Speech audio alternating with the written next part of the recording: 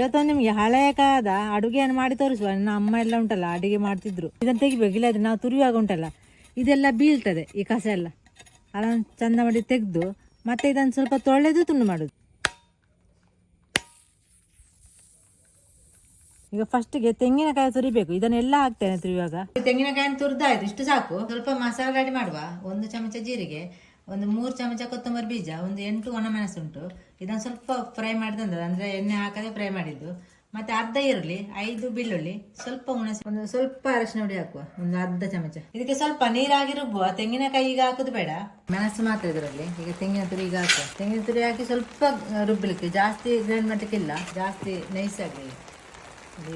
ಹಲಸಿನ ಸೊಲೆಯ ಪದಾರ್ಥ ನೋಡಿ, ಇವತ್ತು ಚಿಕ್ಕ ಚಿಕ್ಕ ತುಂಡು ಮಾಡಿಟ್ಟಿದ್ದೇನೆ.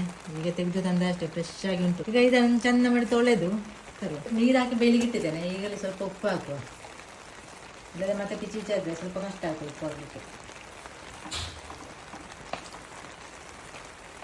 ಮತ್ತೆ ಇದು ಬೇಗ ಬೇಯ್ತದೆ, ಮಾತ್ರ ರಪ್ಪ ಬೇಯ್ತದೆ.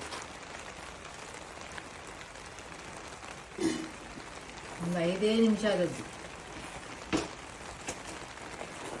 ಇದಕ್ಕೆ ಮಸಾಲ ಹಾಕುವ. ಮಸಾಲ ಮತ್ತು ಈ ಹಲಸಿನ ಸೋಲೆನ ಒಟ್ಟಿಗೆ ಬೇಯಲಿಕ್ಕೆ ಇಡ್ತಾರೆ, ಅದು ತಳ ಹಿಡಿತದೆ. ಅದಕ್ಕೆ ಬೇಕಾಗಿ ನಾನು ಇಡಲಿಲ್ಲ. ಹಲಸಿನ ಸೋಲೆ ಬೇಗ ಬೇಯ್ತದೆ, ಮತ್ತೆ ಪಿಚಿ ಪಿಚಿ ಆಗ್ತದೆ.